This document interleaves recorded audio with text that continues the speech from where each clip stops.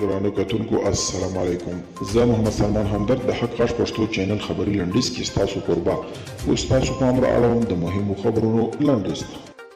د جرمونو نړیوالې محکمې په افغانستان کې پر خبریالانو د هدفي بریتونو او وژنو قضیې وڅېړي. د بې پولې خبریالانو نړیوال سازمان په یوه تازه اعلامیه کې ویلي چې جرمونو نړیوالې محکمې ته یې د خبریالانو هغه دوسیې سپارلي چې روان کال په افغانستان کې وژل شوي دي. راپورونه وایي چې د اسرائیل اپوزیشن ګوندونه د نوي حکومت په جوړېدو هوکړې ته سره رسېدلي دي او له دې سره د نیتنیاهو 12 کلن حکومت پای ته رسېږي. اسرائیل په تېرو 2 کلونو کې 4 ځله ټاکنې وکړې خو په وروستۍ ځل یې په مارچ میاشت کې ترسره کړې چې کومه پایله ورنه کړه. پینټاګون وایي د ایران ورانکاري به د امریکا او اسرائیلو د خبرو اجنډا کې شاملوي.